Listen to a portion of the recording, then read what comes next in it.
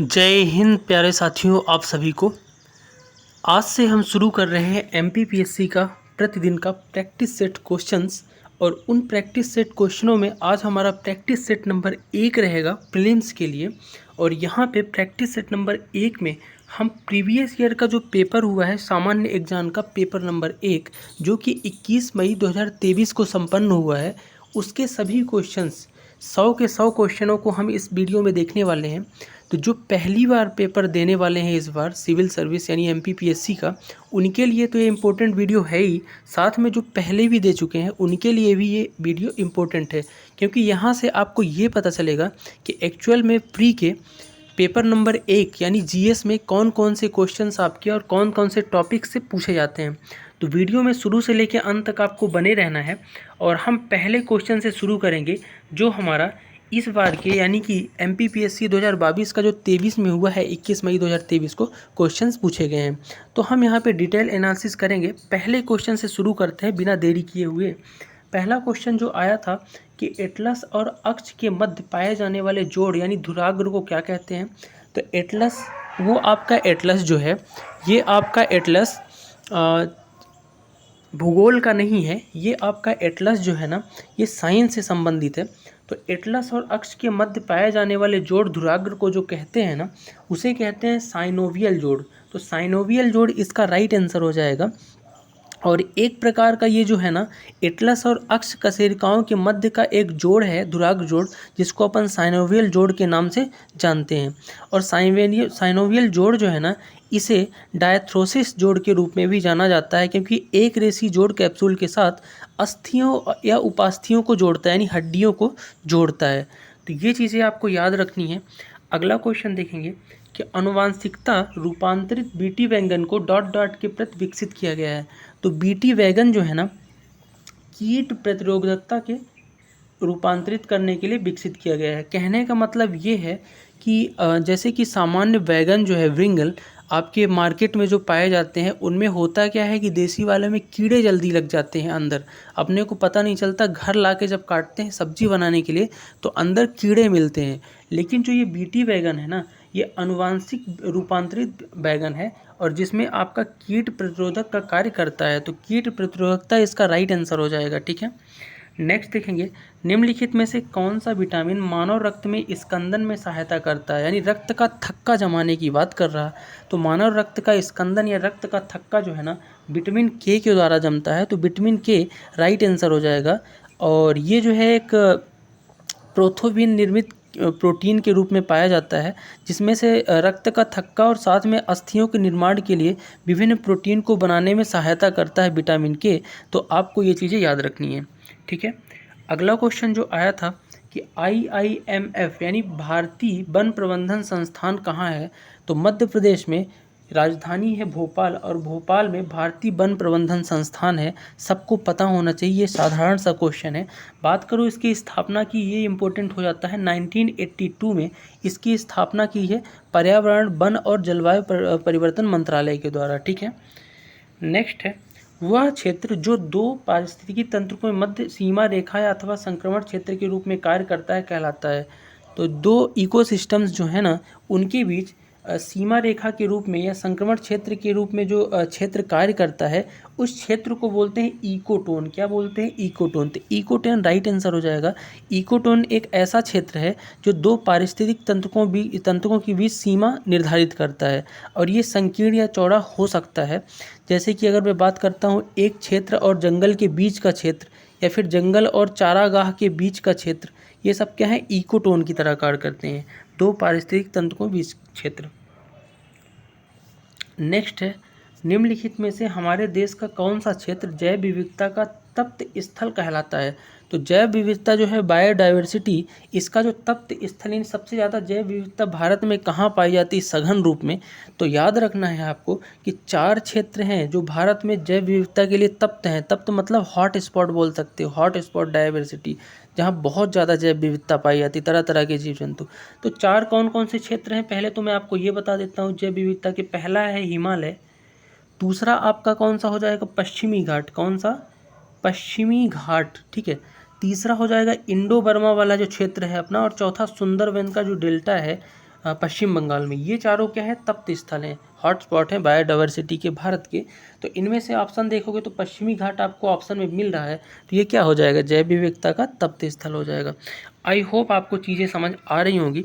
Next देखेंगे, वायु वेग को डॉट डॉट द्वारा मापा जाता है। तो वायु के वेग को किससे नापते हैं, तो वायु के वेग को हम नापते हैं एनीमोमीटर। तो एनीमोमीटर जिसको वायुमापी कहते हैं, ये राइट आंसर हो जाएगा इसका। नेक्स्ट है, कौन सा प्रदूषण मनुष्यों में इटाई इटाई रोग का कारण है। तो इटाई इटाई रोग, देखो याद रखना इंपॉर्टेंट क्वेश्चन है, हर बार इस तरह के क्वेश्चन पूछे जा रहे हैं। तो इटाई इटाई रोग जो है ना, ये कैडमियम प्रदूषण के कारण होता है, यानी कैडमियम कारण इटाई रोग होता है। कैडमियम जिसका सूत्र है CD। और इटाई इटाई रोग है क्या, तो इटाई इटाई रोग का अर्थ क्या है ये समझ लेते हैं।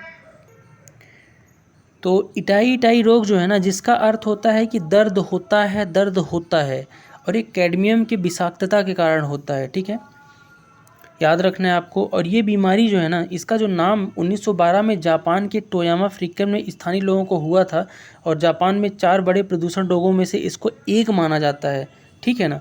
और प्राकृतिक रूप से मिलने वाली जहरीली भारी धातुओं में से कैडमियम एक है, आपको याद रखना है।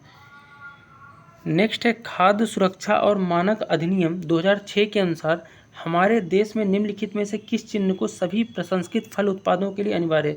कहने का मतलब ये है, जिस तरह से गहनों में हॉल मार्क होता है और बहुत सारी चीज़ों में ISI मार्क दिया जाता है, उसी तरह से खाने वाली चीज़ों में कौन सा वो दिया जाता है मार्क, तो FPO का मार्क जो है ना, खाने वाले चीज़ों में चिन्ह के रूप में दिया जाता है। और ये गारंटी देता है ये चिन्ह कि उत्पाद जो है ना, जैसे कोई भी फल है, खाद्य स्वच्छ वातावरण में निर्मित किया गया है, इसकी ये गारंटी देता है, ठीक है ना।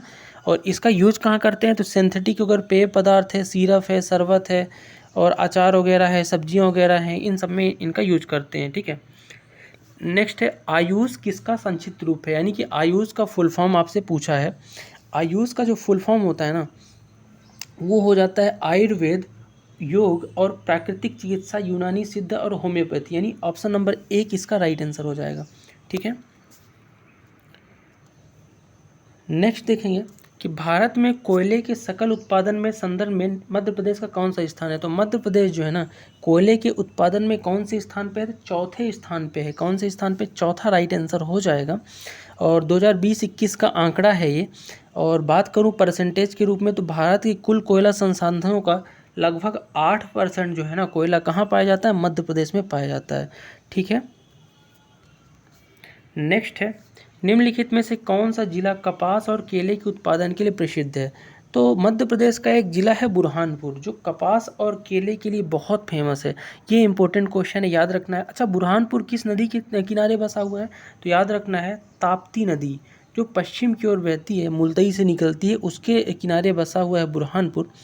और ये जो एक यहाँ हथकरघा उद्योग भी काफ़ी अच्छे पाए जाते हैं, और केले का तो ये माना ही जाता है फेमस।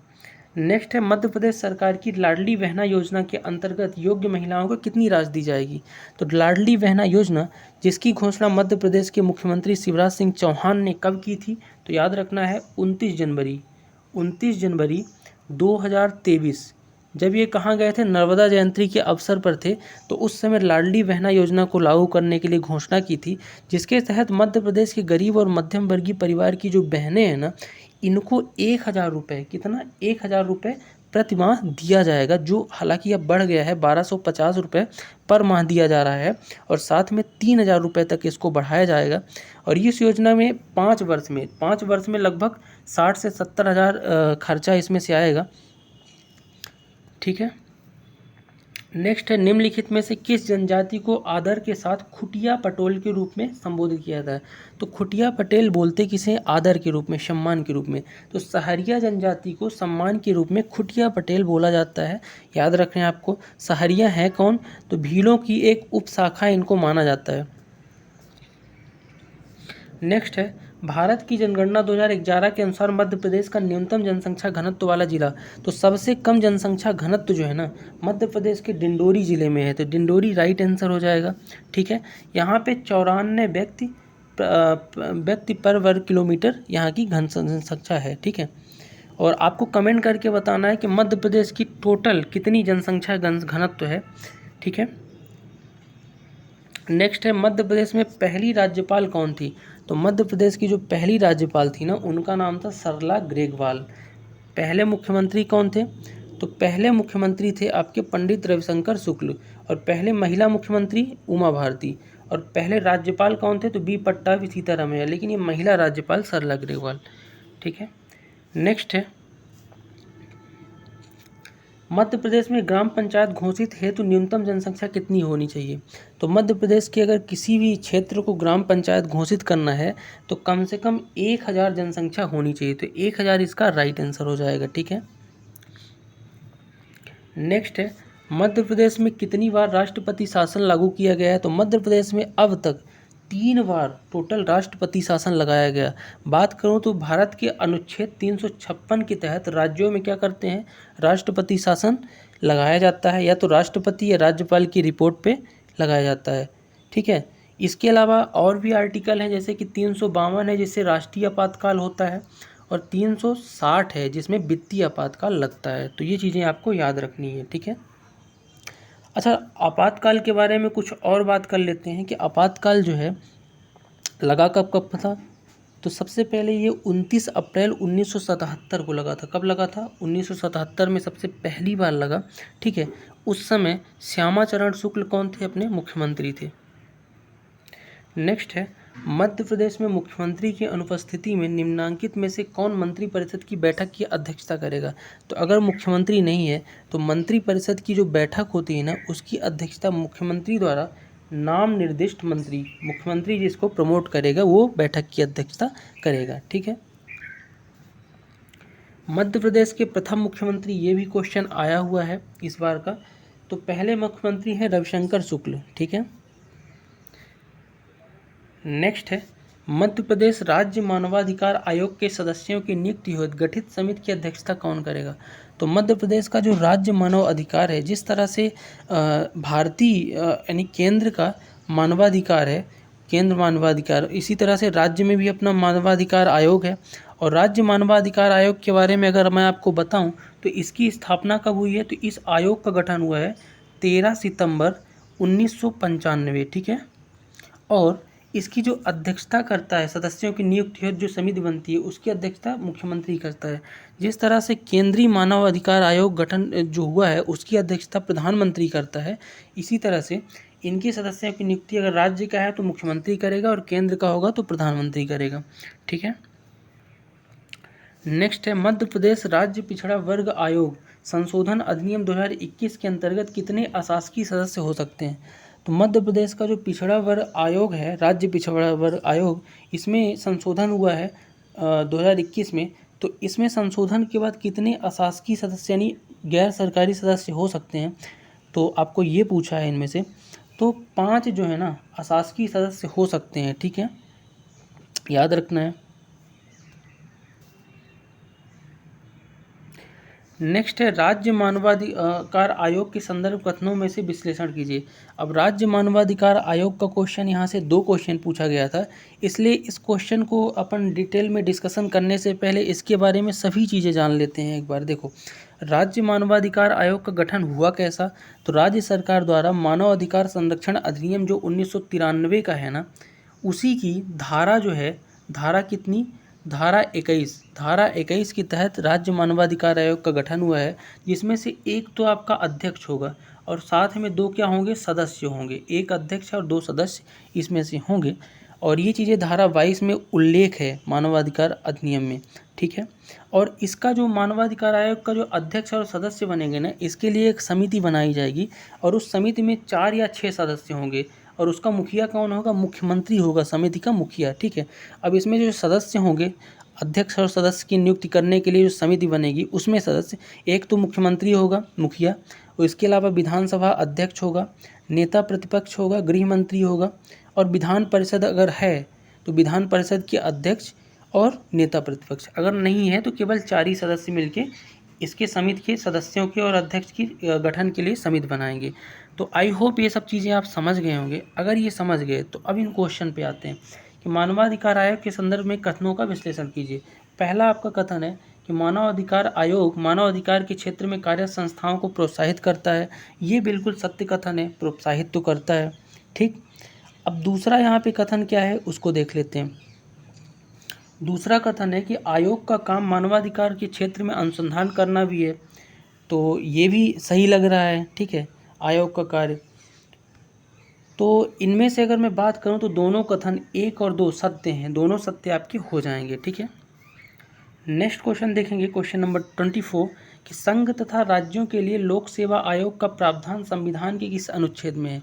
तो संघों के लिए और राज्यों के लिए जो लोक सेवा, जो आप एमपीपीएससी दे रहे हो या फिर यूपीएससी देते हो, इसके लिए जो आपका लोक सेवा आयोग बना है, संघ लोक सेवा आयोग और राज्य लोक सेवा आयोग, ये कौन से आर्टिकल के तहत बना है। तो भारतीय संविधान का एक अनुच्छेद है 315, इसमें ये प्रावधान वर्णित है कि संघ और राज्यों के लिए लोक सेवा आयोग यानी पब्लिक सर्विस कमीशन का गठन होगा।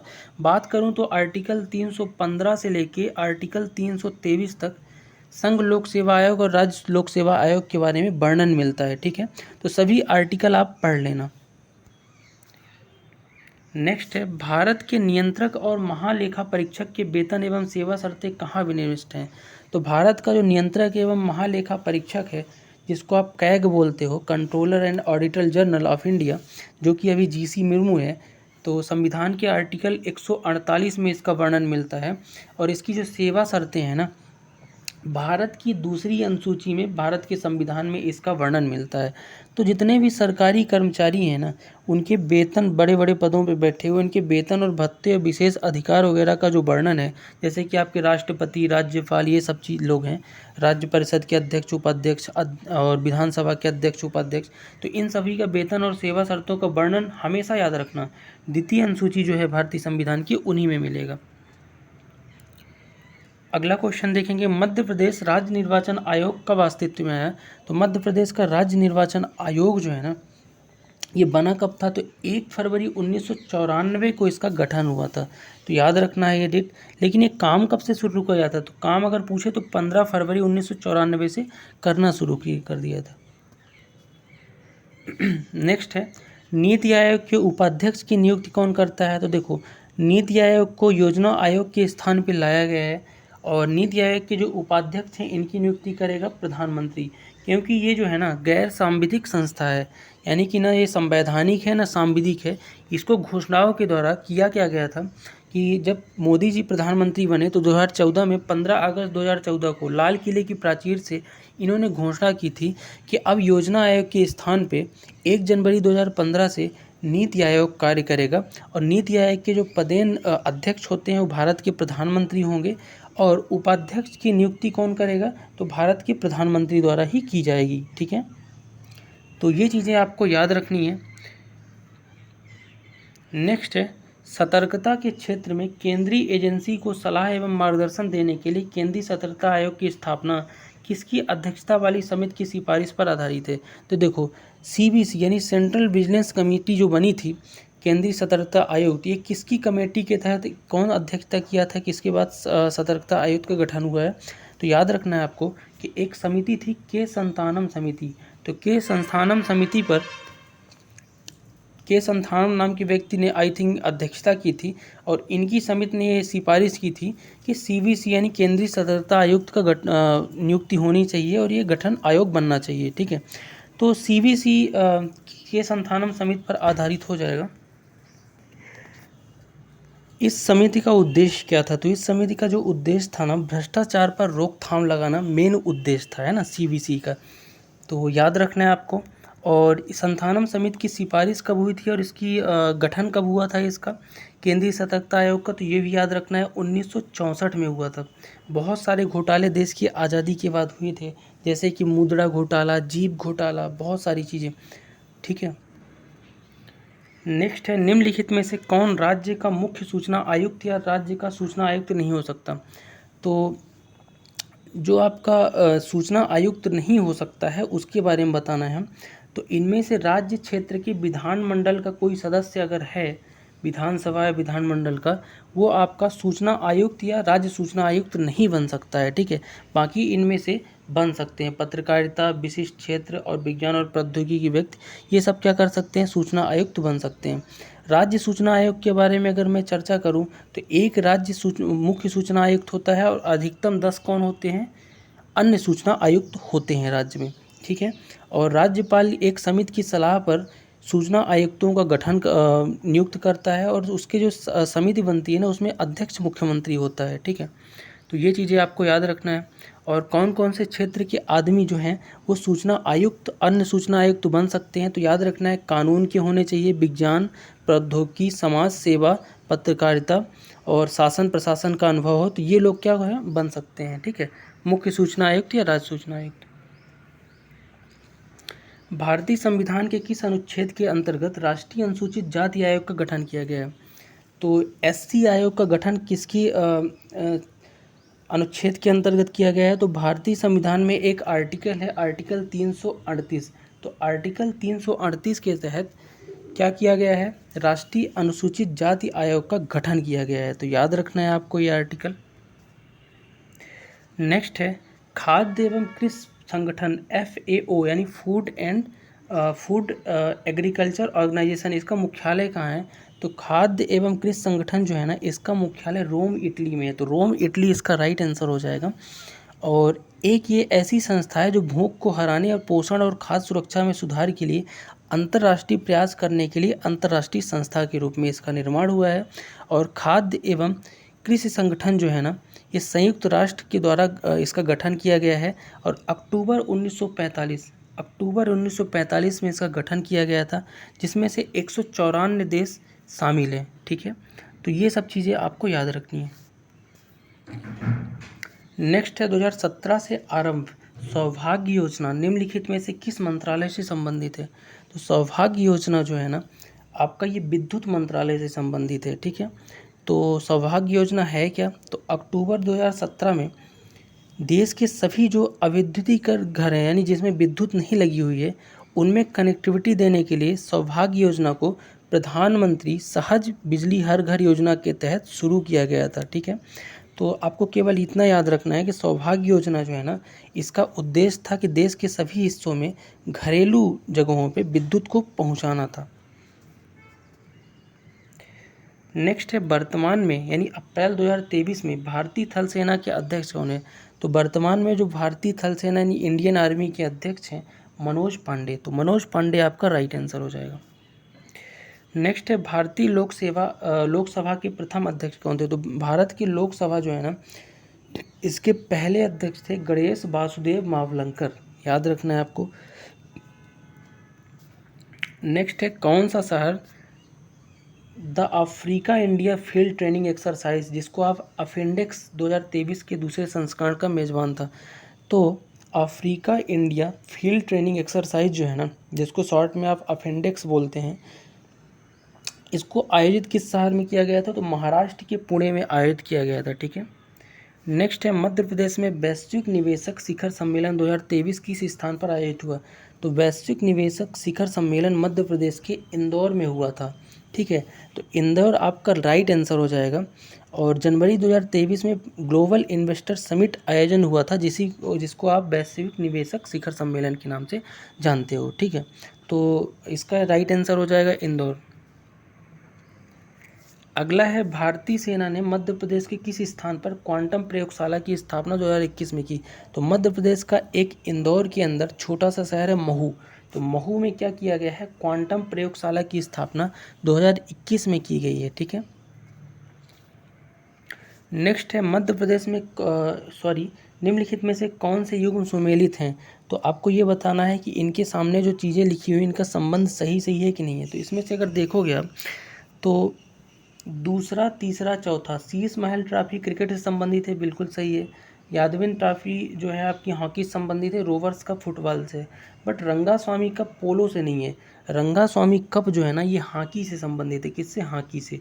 तो इसलिए राइट आंसर हो जाएगा इसका हॉकी, लेकिन लिखा पोलो है, इसलिए 2, 3 और 4 ये तीनों तो सही है, लेकिन पहला वाला सही आपका नहीं है। नेक्स्ट है निम्नलिखित में से किसने फीफा विश्व कप 2022 में गोल्डन बॉल पुरस्कार जीता है? तो गोल्डन बॉल पुरस्कार जो फीफा 2022 में हुआ है कहाँ आयोजित हुआ है? कतर में। तो कतर में जो फीफा हुआ है फुटबॉल का इंटरनेशनल कप, तो इसमें गोल्डन बॉल पुरस्कार जो है ना लियोनल मेसी जो कि अर्जेंटीना के कप्तान थे उनने जीत लिया है। और ये दूसरी बार आई थिंक गोल्डन बॉल पुरस्कार जीतने वाले पहले व्यक्ति बन गए हैं 2 बार। 2014 में इसके पहले अर्जेंटीना जब जर्मनी को फाइनल से हार गया था तब भी इन्हें गोल्डन बॉल पुरस्कार मिला था।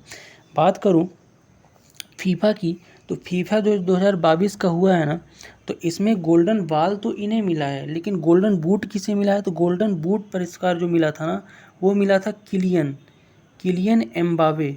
ये भी नाम आपको याद रखना है। और ये जो फीफा हुआ था 2022 का कतर में हुआ था, और इसमें से अर्जेंटीना ने फ्रांस को 4-2 से हराया था। उप विजेता कौन रहा है? फ्रांस रहा है। ये भी आपको याद रखना है। हॉकी के खेल के लिए वर्ष 2020 में लाइफ टाइम द्रोणाचार्य पुरस्कार किसको दिया गया है? तो हॉकी के खेल के लिए जो द्रोणाचार्य पुरस्कार दिया गया है वो रोमेश पठानिया को दिया गया है 2020 का। तो द्रोणाचार्य पुरस्कार ऐसे गुरुओं को दिया जाता है, प्रशिक्षकों को, जो अपने क्षेत्र में उनके खिलाड़ी जो है ना अंतर्राष्ट्रीय स्तर पे अच्छा प्रदर्शन करते हैं, ठीक है, और कम से कम 1-2 गोल्ड मेडल या फिर कुछ ऐसा, इसका आप ढंग से पढ़ लीजिएगा, कुछ सर्टेन नियम है, ठीक है। नेक्स्ट है, देश की सीमाओं से परे ई कॉमर्स का कौन सा आयाम व्यापार के लिए सक्षम है? तो इनमें से जो आपका ई कॉमर्स के लिए सबसे अच्छा आयाम है विश्वव्यापी पहुंच, यानी कि आप ई कॉमर्स की मदद से, ई कॉमर्स का फुल फॉर्म है इलेक्ट्रॉनिक कॉमर्स या ई कॉमर्स। तो इसमें से आपका होता क्या है कि आप इलेक्ट्रिकली रूप से पूरे विश्व में अपनी पहुंच स्थापित कर सकते हो बिजनेस के लिए। निम्नलिखित में से कौन सा रोबोट का फ़ायदा नहीं है? तो इनमें से रोबोट होने से क्या फ़ायदा अपने को नहीं है? तो वे नौकरियों को विस्थापित कर सकते हैं, यानी कि नौकरियों में जो आदमी है उनकी जगह रोबोट का यूज करने लगेंगे। ये कोई फ़ायदा नहीं है, ये नुकसान है। सोशल मीडिया का अनुकूलन क्या है, आपसे पूछा है। तो सोशल मीडिया का जो अनुकूलन है ना, सोशल नेटवर्क द्वारा आसानी से प्रचार करना, ये सोशल मीडिया का बहुत अच्छा अनुकूलन है, ठीक है। नेक्स्ट, साइबर सुरक्षा की विशेषताएं इनमें से क्या हैं? तो इनमें से आपकी जो तकनीकी साइबर सुरक्षा की अगर मैं विशेषताओं की बात करें तो उपरोक्त सभी साइबर सुरक्षा की विशेषताएं हैं। अनुपालन, आंतरिक खतरों से प्रतिरक्षा और खतरे की रोकथाम, ये सब साइबर अटैक से सुरक्षा करते हैं, ठीक है। नेक्स्ट है, निम्नलिखित में से ई गवर्नेंस का कौन सा वर्णन सटीक है? तो ई गवर्नेंस है क्या? तो जो भी किसी भी शासन प्रशासन की चीज़ें हैं उनको इलेक्ट्रॉनिक्स रूप से आपका अगर ला देते हैं इंटरनेट के माध्यम से, तो उन सभी कार्यों को ई गवर्नेंस कहते हैं। जैसे कोई भी अगर आपको फॉर्म अप्लाई करना है तो ऑनलाइन कर सकते हैं, गवर्नमेंट का काम ऑनलाइन कर सकते हैं, तो ये सब चीज़ें ई गवर्नेंस के अंदर आती हैं। तो सबसे सटीक वर्णन कौन सा है ई गवर्नेंस के लिए, इसमें ये पूछा है। तो इसमें से जो आपका तकनीकी आधारित शासन व्यवस्था की देन, टेक्निकल रूप से शासन व्यवस्था की जो देन है ना, ये सबसे सटीक वर्णन लग रहा है ई गवर्नेंस का, ठीक है।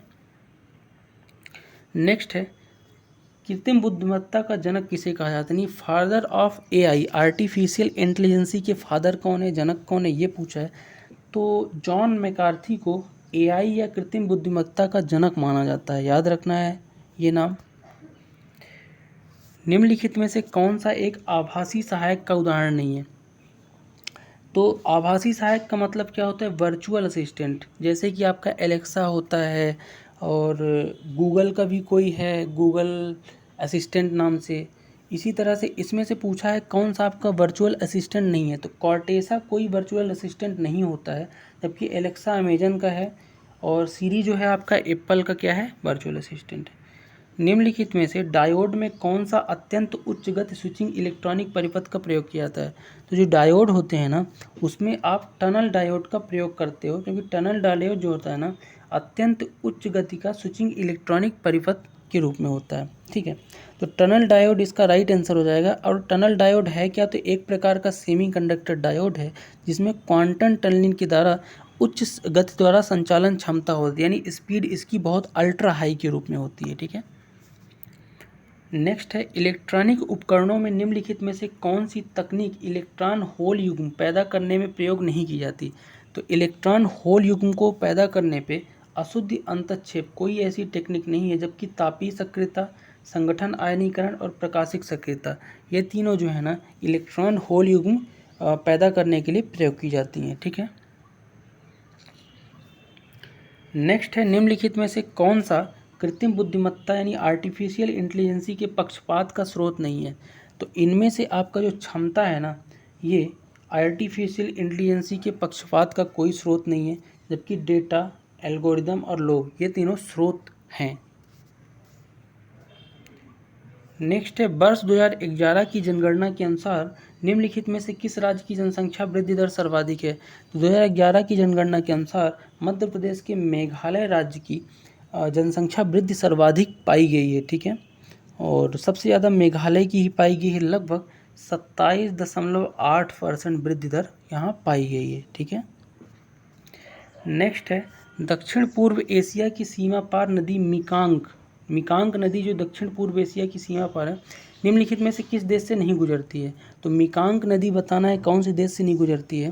तो इनमें से जो आपका राइट आंसर हो जाएगा वो हो जाएगा बांग्लादेश से मिकांग नदी नहीं गुजरती है। कंबोडिया, वियतनाम और लाओस से मिकांग नदी गुजरती है। नेक्स्ट है, वर्ष 2011 के जनगणना के अनुसार निम्नलिखित में से किस राज्य में महिला साक्षरता दर सर्वाधिक थी? तो सबसे ज़्यादा महिला साक्षरता दर मिजोरम की थी। कहाँ की थी? मिजोरम की। जबकि ओवरऑल साक्षरता कहाँ की थी? तो केरल की थी। ठीक है, अब थोड़ा सा यहाँ से स्पीड बढ़ाएंगे क्योंकि क्वेश्चंस बहुत सारे हैं और टाइम कम है। ठीक है, अगला क्वेश्चन देखेंगे कि भारत में लॉ एस के संबंध में निम्नलिखित में से कौन सा कथन सही नहीं है? तो लॉ एस के संबंध में इनमें से ऑप्शन नंबर 2 कि देश के लॉ एस का कुल संचित भंडार का लगभग 80% झारखंड और उड़ीसा में पाया जाता है, ये सही बात नहीं है। बाकी अपनी बातें सही हैं। ठीक है, नेक्स्ट है, वर्ष 2020-21 में निम्नलिखित में से कौन सा राज्य देश में मूंगफली का सबसे बड़ा उत्पादक है? तो मूंगफली सबसे ज़्यादा पाया कहाँ जाता है? तो सबसे ज़्यादा जो मूंगफली पाया जाता है ना, गुजरात में पाया जाता है। तो गुजरात राइट आंसर हो जाएगा आपका। लगभग देश का 40.5% उत्पादन गुजरात से ही होता है मूंगफली का। ठीक है, नेक्स्ट है, एटलस पर्वत किस महाद्वीप में स्थित है? तो एटलस जो पर्वत है ना, ये आपका अफ्रीका महाद्वीप में है। कहाँ है? अफ्रीका महाद्वीप में। और ये मोरक्को, अल्जीरिया और ट्यूनीशिया सहित उत्तरी अफ्रीका के कई देशों में फैला हुआ एटलस पर्वत है। ऐसा माना जाता है ग्रीक के पौराणिक कथाओं में एक देवता थे टाइटन एटलस, उनके नाम पे इसका नाम रखा गया है। तो ये भी चीज़ें आपको याद रखनी है। नेक्स्ट है, सुंदरवन निम्नलिखित में से किस प्रकार के वन पाए जाते हैं? तो सुंदरवन में जो आपका डेल्टा है सुंदरवन, यहाँ पे तटीय या ज्वारी वन पाए जाते हैं। तो राइट आंसर हो जाएगा तटीय या ज्वारी वन। और यहाँ पे गंगा ब्रह्मपुत्र का डेल्टा एक विस्तृत विशाल क्षेत्र है जिसमें से डूबे हुए पेड़ मिलेंगे। और भारत की 4 बायोडाइवर्सिटी यानी जैव विविधता के हॉटस्पॉट में से एक, उनमें से 4 में से एक है। और यहाँ पे रॉयल बंगाल टाइगर भी पाए जाते हैं। अगला है 90 ईस्ट रिज यानी 90 पूर्वी कटक निम्नलिखित में से कौन से महासागर में स्थित है? तो 90 ईस्ट रिज जो है ना, ये आपका हिंद महासागर में स्थित है। हिंद महासागर इसका राइट आंसर हो जाएगा। हिंद महासागर जो त्रिकोणीय आकृति का है। ठीक है, नेक्स्ट है, भारत में पवन ऊर्जा क्षमता के संबंध में निम्नलिखित में से कौन सा कथन सही नहीं है? तो पवन ऊर्जा के संबंध में इनमें से जो ऑप्शन नंबर 4 है कि पवन ऊर्जा की क्षमता मध्य प्रदेश में देश में तीसरा स्थान है, ये गलत बात है। ठीक है, जबकि पवन ऊर्जा के क्षेत्र में तमिलनाडु, गुजरात, महाराष्ट्र, राजस्थान, कर्नाटक ये लोग आगे हैं। तो मध्य प्रदेश का तो कोई खास स्थान नहीं है इसमें। नेक्स्ट है, एशिया में निम्नलिखित में से कौन सा देश स्थल रुद्ध यानी लैंड लॉक देश नहीं है? तो इनमें से ये बताना। स्थल रुद्ध देश का कहने का मतलब ये है कि ऐसा देश जिसमें चारों तरफ से इसकी सीमाएं स्थल से घिरी हुई हों, किसी भी तरफ समुद्र न लगता हो सीमा पे, तो ऐसा नहीं है। तो इसमें से थाईलैंड जो है ना, थाईलैंड एक आपका लैंड लॉक देश नहीं है क्योंकि इसमें क्या है, समंदर की सीमाएं लगती हैं। बाकी नेपाल, लाओस और भूटान ये क्या है, लैंड लॉक हैं, यहाँ समंदर की सीमा नहीं लगती। ठीक है, तो ये चीज़ें याद रखना है। भारत छोड़ो आंदोलन किस तिथि को शुरू हुआ? तो भारत छोड़ो आंदोलन जो है ना, क्विट इंडिया मूवमेंट 8 अगस्त 1942 को शुरू हुआ। तो 8 अगस्त 1942 राइट आंसर हो जाएगा। महात्मा गांधी की नेतृत्व में एक नारा दिया गया था, करो या मरो, और भारतीय राष्ट्रीय कांग्रेस द्वारा इसे शुरू किया गया था। नेक्स्ट है, पोथी पढ़ जग मुआ, पंडित भया न कोय, ढाई आखर प्रेम का, पढ़े सो पंडित होत। ये पंक्तियाँ किसकी हैं? तो ये जो पंक्तियाँ हैं ना, ये कबीर दास जी की हैं। तो कबीर इसका राइट आंसर हो जाएगा। ठीक है, कबीर जिनका जन्म बनारस में हुआ, जो पहले वाराणसी के नाम से जाना जाता था। मुस्लिम जुलाहों बुनकरों के यहाँ इनका जन्म हुआ है 16वीं शताब्दी के आसपास। ठीक है, और साखियों और पदों का एक विशाल संग्रह से पता चलता है इनके बारे में। नेक्स्ट है विजयनगर साम्राज्य की स्थापना किस वर्ष हुई। तो विजयनगर साम्राज्य, जिसको आप संगम वंश के नाम से भी जानते थे, इसकी स्थापना हरिहर और बुक्का के द्वारा की गई थी, दो भाइयों द्वारा। और ये स्थापना हुई थी 1336 एडी में, यानी ईस्वी में। और ये 1336 से लेके 1672 तक इन लोगों ने शासन किया है, ठीक है। और इनकी राजधानी हम्पी थी, कर्नाटक के आसपास। और इनका जो अंत हुआ है 1565 में, जो तालीकोटा का आई थिंक युद्ध हुआ था, उसके बाद से इनका अंत शुरू होने लगा। नेक्स्ट है चंपारण सत्याग्रह के दौरान नील की खेती किस नाम से जानी जाती थी। तो नील जो है उसको उगाने की जो खेती है ना, इसे तिनकठिया पद्धति के नाम से जानते थे, जब चंपारण सत्याग्रह गांधी जी ने किया था। तो गांधी जी ने 1917 में क्या किया था, चंपारण सत्याग्रह बिहार से किया था, आंदोलन किया था किसानों के लिए, क्योंकि किसान जो है ना बहुमुश्किल से नील उगाते थे। और क्या करते थे, अंग्रेज़ लोग किसानों को ज़बरदस्ती इनसे नील की खेती करा के और नीलों को कहाँ भेज देते थे, इंग्लैंड भेज देते थे। और उनके लागत जो है ना, लागत को बहुत कम किसानों को दी जाती थी, यानी कि उनका शोषण एक तरह से किया जाता था। और तिनकठिया का मतलब होता क्या था, 3/20 भाग, यानी 20 भाग में 3 भाग किसानों को दिया जाता था इसकी लागत का। तो ऐसा था तिनकठिया, ठीक है। नेक्स्ट है परमहंस मंडली की स्थापना किस राज्य में हुई। तो परमहंस मंडली जो है ना, इसकी स्थापना महाराष्ट्र राज्य में की गई थी, ठीक है। और महाराष्ट्र में 1849 में कौन थे, दादोबा पांडुरंग, इनके द्वारा की गई थी और परमहंस मंडली की स्थापना, ठीक है। नेक्स्ट है तहकीक ए हिंद की किताब के लेखक कौन है। तहकीक ए हिंद जो किताब है ना, इसके लेखक आपसे पूछा है, तो एक सेकंड। तो तहकीक ए हिंद की जो स्थापना की गई है ना, ये किसके द्वारा की गई थी, आपसे ये क्वेश्चन था। तो ये अलबरूनी द्वारा लिखी गई एक पुस्तक थी। तो अलबरूनी इसका राइट आंसर हो जाएगा। और अलबरूनी ने तहकीक ए हिंद पुस्तक जो है, ये आपकी एक वैज्ञानिक ग्रंथ की तरह इसे माना जाता है। और ये फारसी यात्री है अलबरूनी, जिसने तहकीक ए हिंद लिखी है, ठीक है। नेक्स्ट है कि प्रार्थना समाज की स्थापना ... में हुई। तो प्रार्थना समाज जो है ना, इसकी स्थापना कहाँ हुई थी, इसकी भी स्थापना महाराष्ट्र में हुई थी। और इसकी स्थापना 1867 में हुई है, ठीक है। और किसने की है, तो आत्माराम पंडुरंग, महाराष्ट्र पुनर्जागरण के लिए आत्माराम पंडुरंग, ये नाम याद रखना, आत्माराम पांडुरंग, इनने की है, ठीक है। अगला है परंपरा के अनुसार अलवारों और नयनतारों की संख्या कितनी है। तो अलवारों और नयनारों की संख्या जो है ना, ये 12 और 63 है परंपरा के अनुसार।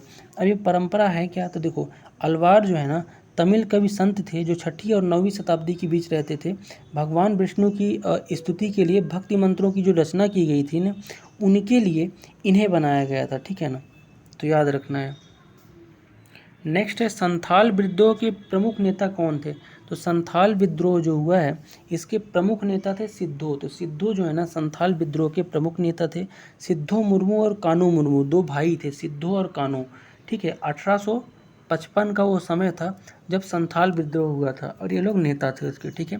और संथाल विद्रोह है कहाँ, तो झारखंड का एक आदिवासी विद्रोह था, और जो कि आपका स्थायी बंदोबस्त के शुरुआत के लिए जिम्मेदार इसी को ठहराया गया था। तो हुआ क्या था, तो इस संथाल विद्रोह इसलिए हुआ था क्योंकि जो उनकी ज़मीन है ना, ज़मीनों को अंग्रेज़ों ने छीन लिया था। और संथाल जो है ना, सदियों से उसमें खेती करते आ रहे थे, जबकि वो आदिवासी हैं, तो ठीक है। तो इसलिए इन लोगों ने विद्रोह किया था। अगला है निम्नलिखित में से किस स्थान पर बौद्ध गुफाएं स्थित नहीं हैं।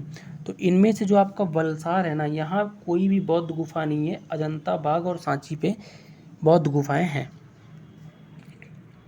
नेक्स्ट है 71 नंबर क्वेश्चन कि मध्य प्रदेश की मृदा के संबंध में निम्नलिखित कथनों में से विचार कीजिए।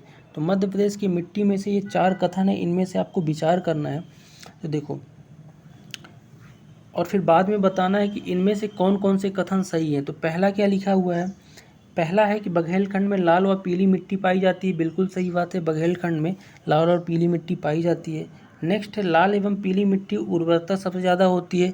ये गलत बात है, जलोढ़ मिट्टी में सबसे ज़्यादा उर्वरकता होती है, दूसरा आपका गलत है, ठीक है। तीसरा है कि मालवा के पठार में गहरी काली मिट्टी, ये भी सही बात है। चौथा है मध्य प्रदेश के उत्तर पश्चिम भाग में जलोढ़ है, तो ये भी सही बात है, जलोढ़ मिट्टी उत्तर पश्चिम भाग में मध्य प्रदेश की पाई जाती है।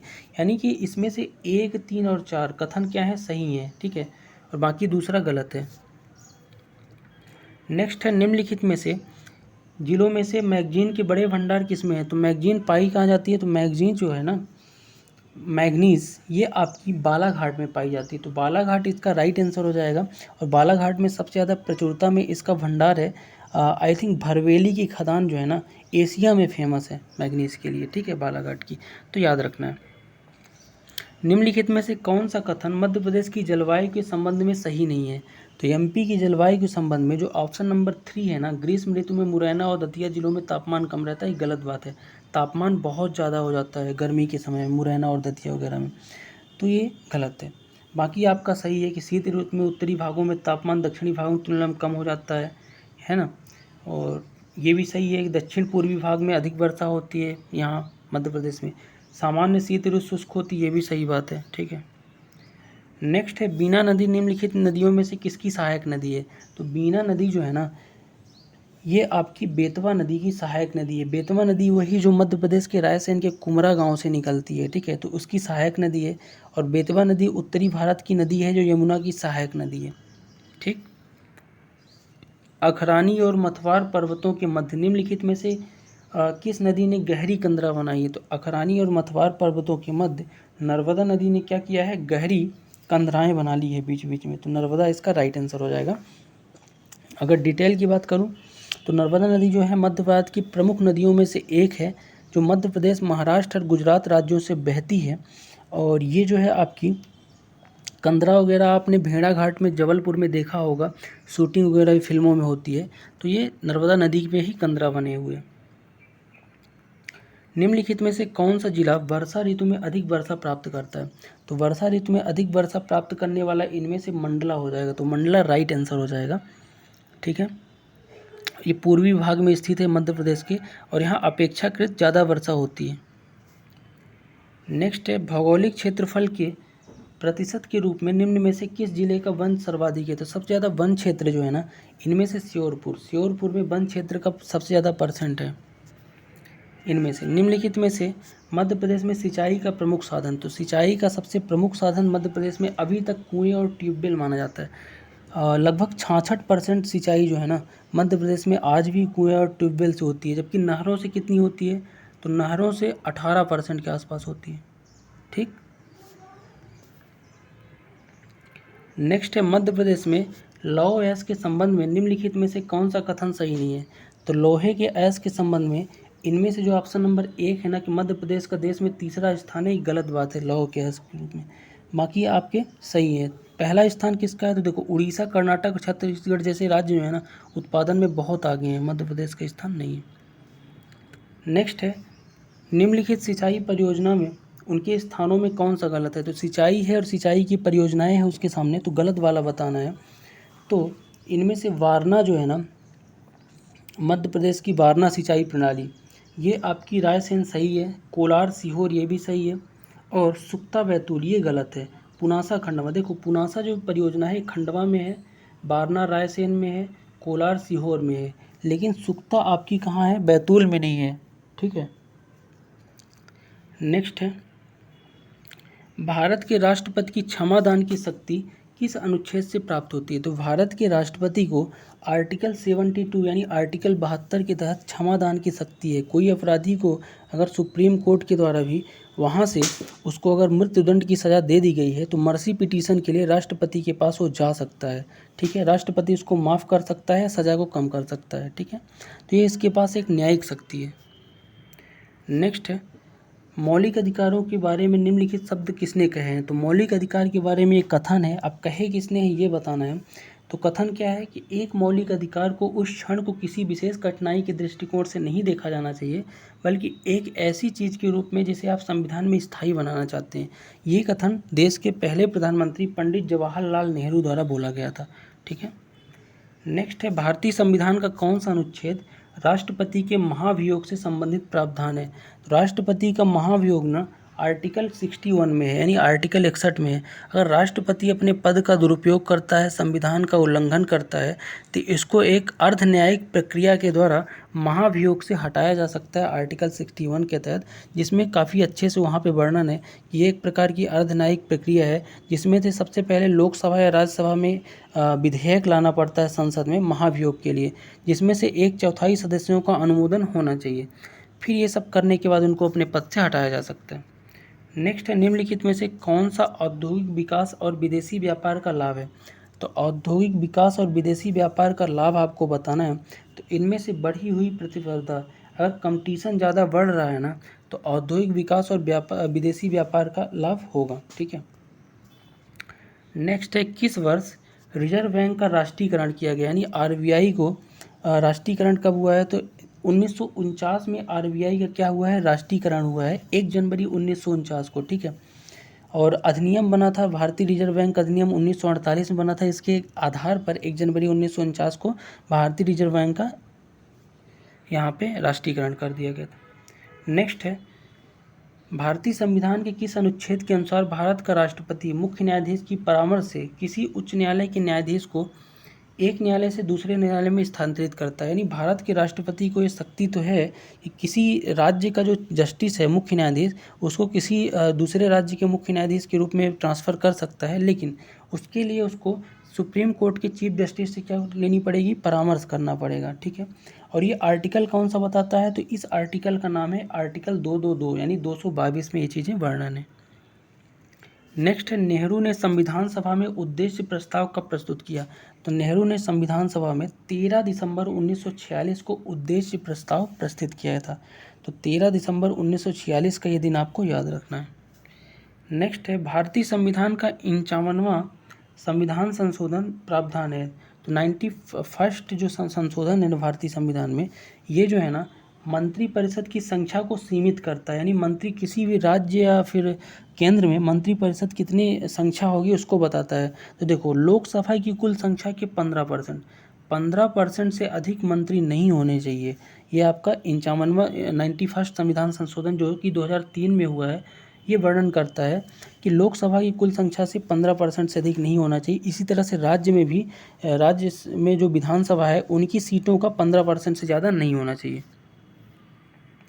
नेक्स्ट है, किस अधिनियम ने प्रांतों में द्वैत शासन प्रणाली की स्थापना की? तो देखो, प्रांतों में जो द्वैत शासन आया है ना, 1919 का भारत सरकार का अधिनियम, या फिर इसी को मार्टिन्यू चैम्सफोर्ड सुधार बोलते हैं, मार्टिन्यू या फिर मार्लेमिंटो, मार्टिन्यू। तो इसके द्वारा यहाँ पे प्रांतों में द्वैत शासन प्रणाली लाई गई थी।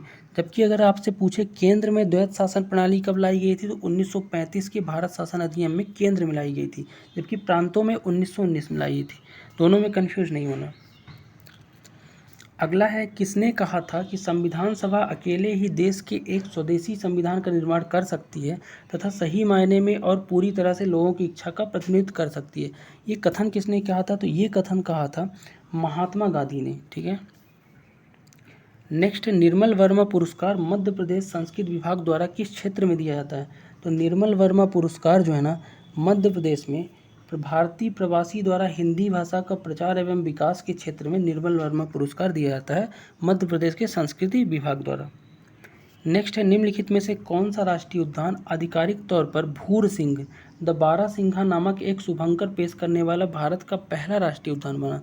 तो भूर सिंह द बारासिंघा काफ़ी फेमस है। ये कान्हा नेशनल पार्क या कान्हा राष्ट्रीय उद्यान का क्या है? आधिकारिक शुभंकर इसको माना जाता है। कान्हा नेशनल पार्क भारत का पहला भारत नहीं, मध्य प्रदेश का पहला नेशनल पार्क है, जबकि भारत का पहला national park Jim Corbett national park है, आई थिंक। ठीक है। तो कान्हा जो है 1955 में इसको बनाया गया है, मंडला में है। नेक्स्ट है, निम्नलिखित में से कौन सा कथन प्रसिद्ध ढोकरा कला के लिए सही नहीं है? तो ढोकरा कला के लिए इसमें से कथन सही नहीं है, बताना है। तो ऑप्शन 3 जो है ना, यह विवाह समारोह से जुड़ी एक सजावटी कपड़ा कला है, ये गलत बात है। बाकी आपकी बैतूल के भरेवा आदिवासी की कला है, सही बात है। अलो धातु ढलाई करता है, सही है। ठीक है। तो तीसरा आई थिंक गलत है इसमें से कथन, कि विवाह समारोह से जुड़ी सजावटी कला कोई नहीं है। ये एक प्रकार का भराई का काम है, जिसमें से ढोकरा खोई जो मोम ढलाई का प्राचीन तकनीक का उपयोग कर पीतल को तराशने की कला, यानी पीतल वगैरह को ये लोग तराशते हैं। इसमें पश्चिम बंगाल, मध्य प्रदेश, उड़ीसा वगैरह में पाए जाते हैं। ठीक है। नेक्स्ट है, निम्नलिखित में से किस स्तूप के तोरण द्वार पर अशोक एवं उनकी 2 रानियों के साथ बोध वृक्ष तीर्थ यात्रा का अंकन मिलता है। तो जब कभी आप मध्य प्रदेश के रायसेन में सांची में जाएंगे ना, तो सांची का जो मेन गेट है ना, तोरण द्वार, वहाँ पे अशोक और उनकी 2 रानियों के साथ बोध वृक्ष की तीर्थ यात्रा का अंकन आपको मिल जाएगा देखने को। नेक्स्ट है, प्रसिद्ध स्वतंत्रता सेनानी भागीरथ सिलावट, सादत खान और वंश गोपाल का संबंध कहाँ से है? तो देखो, सादत खान बहुत इंपॉर्टेंट है, वंश गोपाल और भागीरथ सिलावट, इन तीनों का संबंध जो है ना मध्य प्रदेश के इंदौर जिले से है। ठीक है। और ये भारतीय स्वतंत्रता आंदोलन के सक्रिय भूमिका इन्होंने निभाई थी। नेक्स्ट है, निम्नलिखित में से किस अरब लेखक ने कलचुरी शासक गांगदेव एवं उनकी राजधानी त्रिपुरी का विवरण दिया है? तो एक अरब लेखक थे, ठीक है, जिनका नाम था अल बरूनी। इन्होंने क्या किया है, कलचुरी के शासक गांगदेव और उनकी राजधानी त्रिपुरी का काफ़ी अच्छे तरीके से वर्णन दिया है। ठीक है। और ये अरब इतिहासकार और भूगोलवेत्ता थे। अपने दौरान इन्होंने विभिन्न क्षेत्रों और राजवंशों के विस्तार को लिखा हुआ है। निम्नलिखित में से कौन सा युग्म गलत है, आपको बताना है। तो इनमें से अगर मैं देखूं तो लास्ट वाला जो है तुलसी शोध संस्थान भोपाल, ये आपका गलत हो जाएगा। ठीक है। बाकी आपके ऑप्शन जो है ना, साकेत रामायण कला संग्रहालय ओरछा में बिल्कुल सही है, प्रेमचंद्र उज्जैन में है सृजन पीठ, मुक्तिबोध सृजन पीठ सागर में है, लेकिन तुलसी शोध संस्थान भोपाल ये आपका गलत हो जाएगा युग्म। ठीक है। तुलसी शोध संस्थान है क्या? तो तुलसी अनुसंधान जो है ना, ये आपका वैज्ञानिक अनुसंधान करता है तुलसी की विभिन्न किस्मों की खेती, हर्बल दवाएं वगैरह बनाने में इसका उपयोग किया जाता है। और ये आई थिंक चित्रकूट में है। कहाँ है? चित्रकूट में। नेक्स्ट है, पंडित द्वारिका प्रसाद मित्र निम्नलिखित में से किस समाचार पत्र के मुख्य संपादक थे? तो पंडित द्वारिका प्रसाद मित्र जो है ना, मिश्र जो है ना, ये आपके लोकमत समाचार पत्र के मुख्य संपादक थे। ठीक है। और ये मध्य प्रदेश के 2 बार मुख्यमंत्री रह चुके हैं। राजनीति का चाणक्य आई थिंक इनको बोला जाता है, और मध्य प्रदेश का लौह पुरुष भी इनको बोला जाता है। और इन्होंने अपनी पहली जो सरस्वती में अपनी पहली कविता प्रकाशित की थी। नेक्स्ट है, आनंद सिंह श्याम और धनैया बाई कलाकारों का संबंध किससे है? तो धनैया बाई और आनंद सिंह श्याम जो है ना, ये आपके गौड़ चित्रकला के चित्रकार हैं। तो गौड़ चित्रकला राइट आंसर हो जाएगा। ठीक है। नेक्स्ट और लास्ट क्वेश्चन देखेंगे जो प्रीवियस ईयर में जीएस में पूछा गया था कि धर्म राजेश्वर स्मारक निम्नलिखित में से किस प्राचीन नगर में है? तो धर्म राजेश्वर जो स्मारक है ना, ये मध्य प्रदेश का मंदसौर, जिसको दसपुर पहले बोलते थे, वहाँ पे स्थित है। तो दसपुर इसका राइट आंसर हो जाएगा। धर्म राजेश्वर में एक गुफा मंदिर है जो मंदसौर जिले की गरौट तहसील में पाया जाता है, वहाँ पे है। और लगभग 7वीं से 9वीं शताब्दी के बीच इसको उसी समय बनवाया गया था। ठीक है, जब एलोरा के मंदिरों का निर्माण हुआ था। तो याद रखना है चीज़ें आपको। ठीक है। तो ये था आज का पूरा सेगमेंट, और सभी क्वेश्चन जो प्रीवियस ईयर में यानी 21 मई 2023 को पूछे गए हैं। तो इन सभी क्वेश्चनों से आपको एक चीज़ का आइडिया तो लग गया होगा कि कौन से टॉपिक से कितने क्वेश्चन आपके पूछे जा रहे हैं। तो आई होप ये वीडियो आपके लिए हेल्पफुल रहा होगा। अगर हेल्पफुल रहा हो तो आप कमेंट करके हमें बता सकते हैं, और कोई आपका सजेशन हो आने वाले प्रैक्टिस सेट के लिए तो वो भी आप हमें कमेंट करके ज़रूर बताइए। मिलते हैं नेक्स्ट वीडियो में, तब तक के लिए जय हिंद।